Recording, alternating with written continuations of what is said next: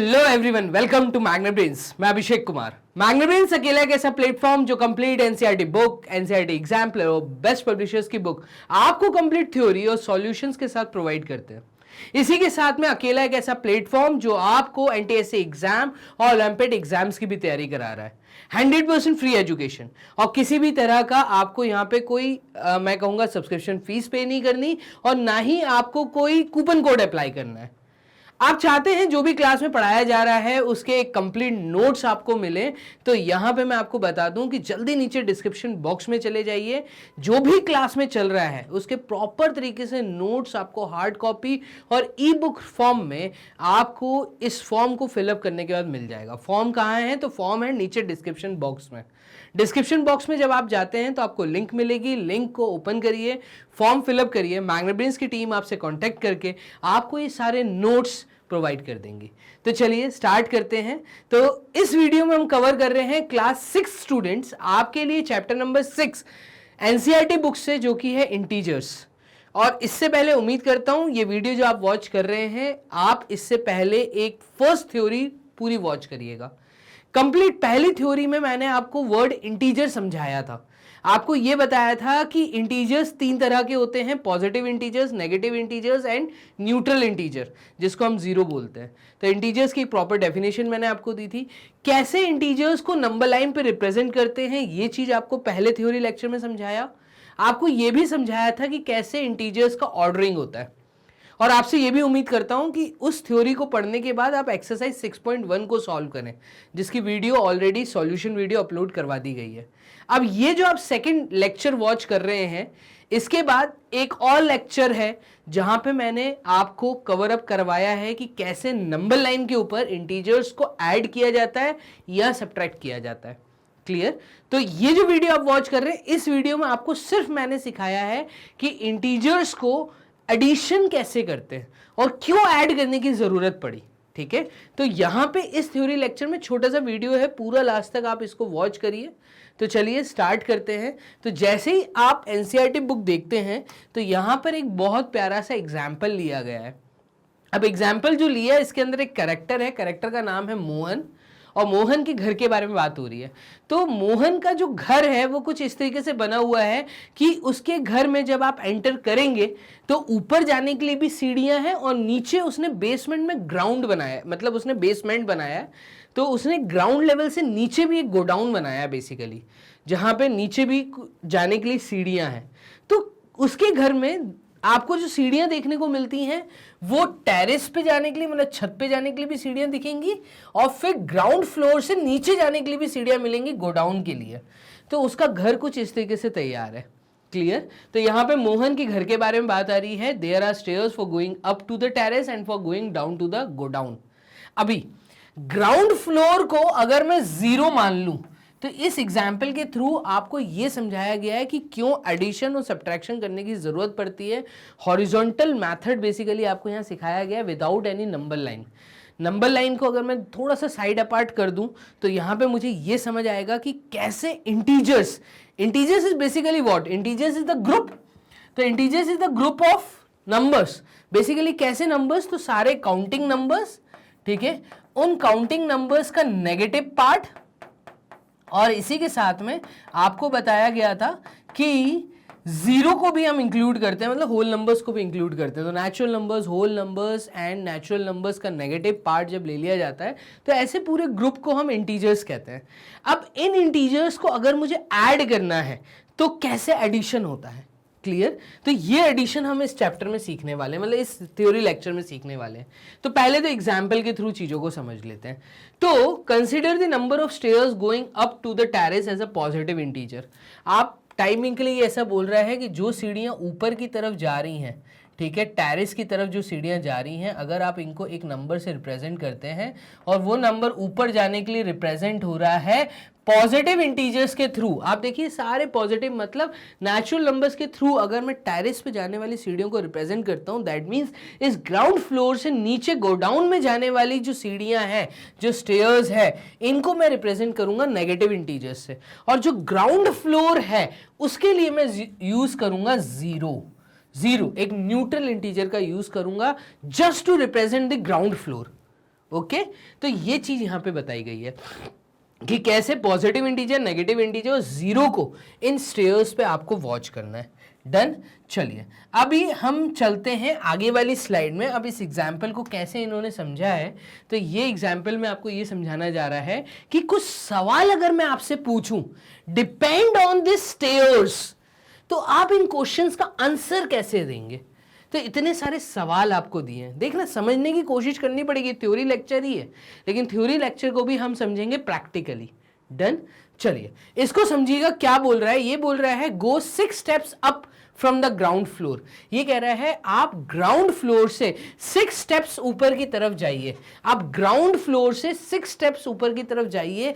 अगर मैं आपसे कहूं कि इसको इंटीजर से रिप्रेजेंट करना है, आप 6 स्टेप्स ऊपर की तरफ जाइए ग्राउंड फ्लोर से, और अगर आपको इसको एक इंटीजर के थ्रू रिप्रेजेंट करना है तो मैं कहूंगा मैं यहां से पहली स्टेप चढ़ा +1, देन +2, देन +3, देन +4, देन +5, और ये मैं आ गया 6th स्टेयर के ऊपर। और इसको रिप्रेजेंट करने के लिए मैं कहूंगा कि मैं इस स्टेटमेंट को +6 लिख सकता हूं।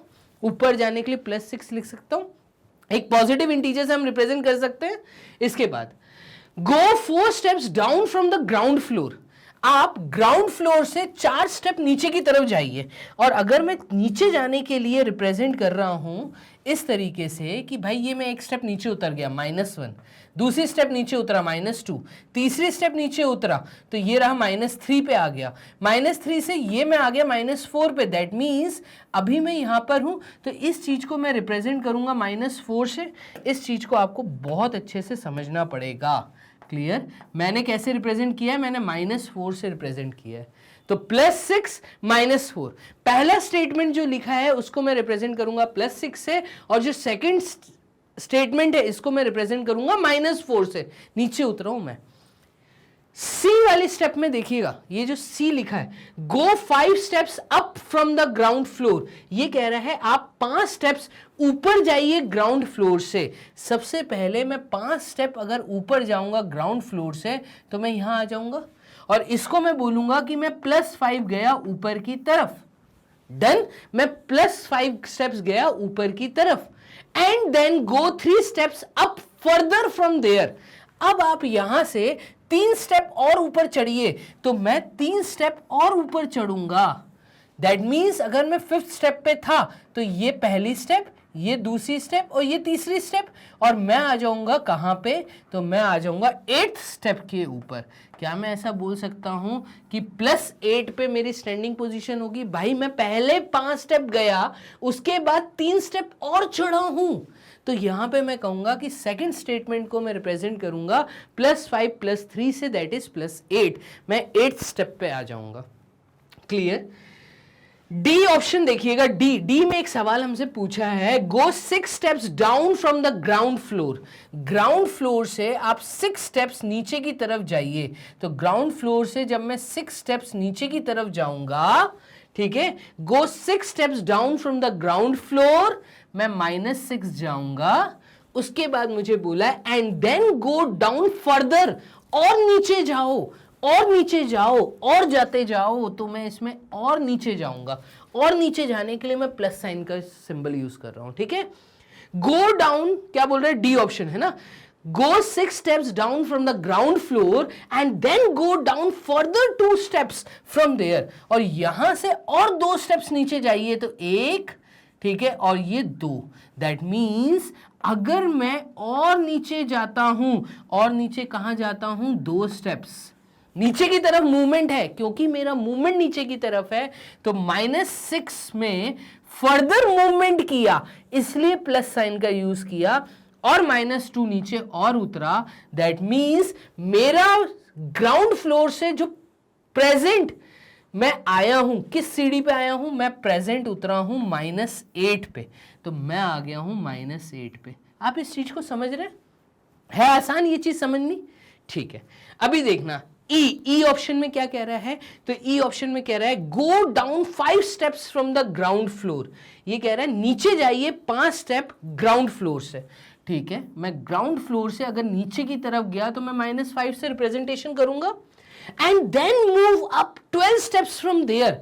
अब देखो यहां पे अगर मैं दिखाऊं इसको कि भाई हम ऐसे दिखा सकते हैं, देखो अगर मैं ग्राउंड फ्लोर पे खड़ा हूं और ग्राउंड फ्लोर से 5th स्टेप पे गया, 1 स्टेप, 2 स्टेप, 3 स्टेप, 4 स्टेप और ये 5 स्टेप, मैं यहां आ गया और यहां पे आने के बाद मैं यहां से ऊपर की तरफ जा रहा हूं, तो ऊपर की तरफ जा रहा हूं, ऐड कर रहा हूं मैं, देखो मूवमेंट तो कर रहा हूं, क्योंकि मैं ऊपर नीचे कहीं भी मूवमेंट करूं तो मैं प्लस का साइन लगा रहा हूं।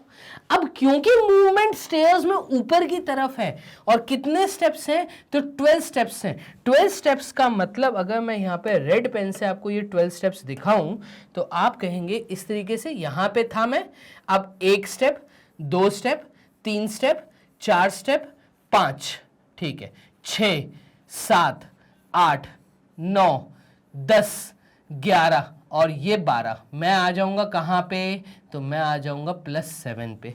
इस चीज को समझना, -5 में अगर मैं मूवमेंट करता हूं ऊपर 12 स्टेप्स का, ठीक है, ऊपर की तरफ 12 स्टेप्स का, तो मेरा अब जो प्रेजेंट स्थिति है, मैं कहां पहुंचा, मैं पहुंचा हूं +7th स्टेयर पे।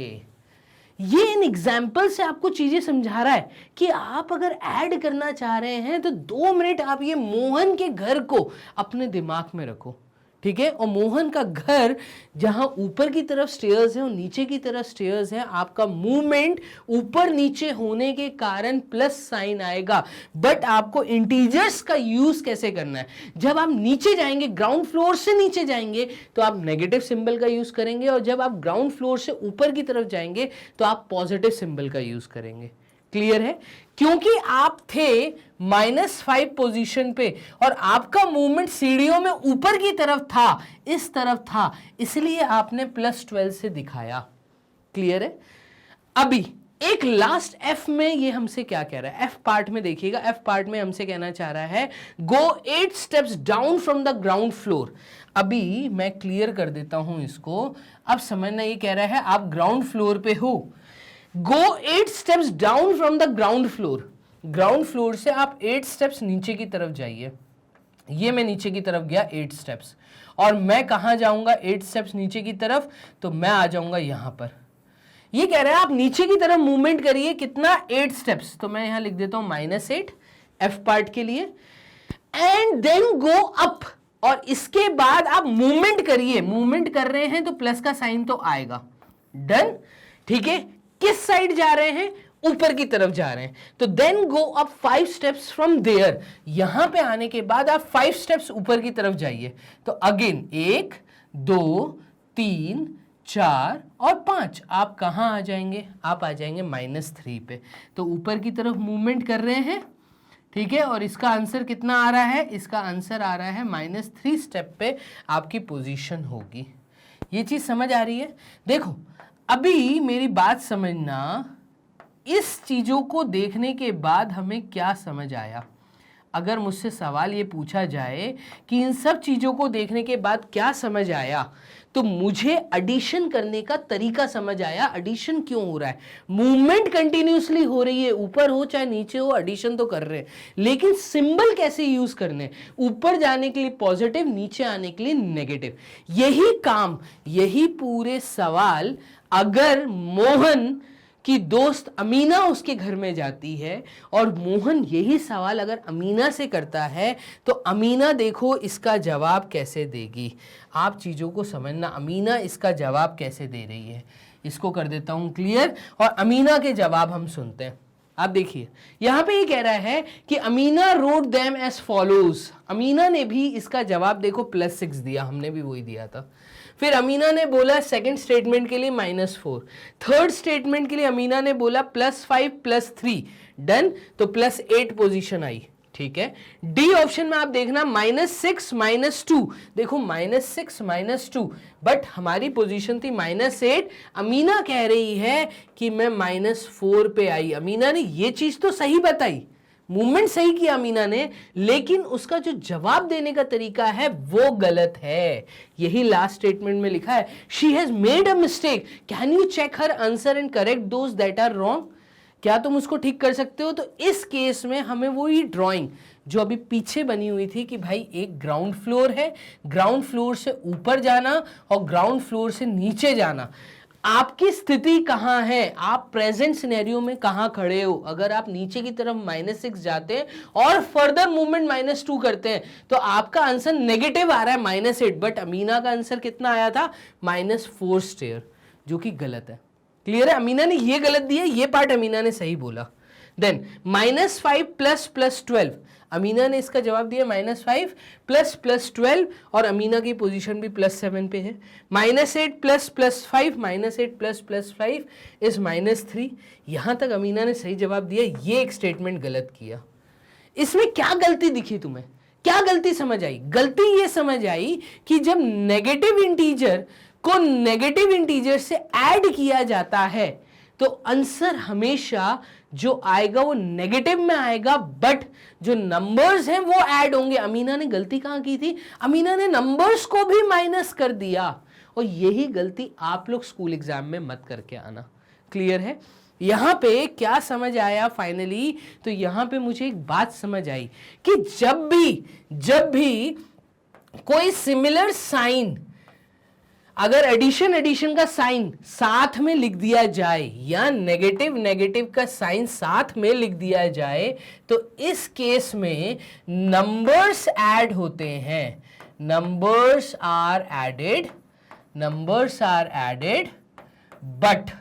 बट जो सिंबल है, ठीक है, जो साइन है, अगर मैं ऐसा बोलूं कि जो साइन है वो सिमिलर यूज होता है। अगर प्लस प्लस कर रहा हूं तो साइन प्लस का आएगा, माइनस माइनस कर रहा हूं तो नंबर तो ऐड होगा, बट जो साइन है वो नेगेटिव ही आएगा, but sign will be same that of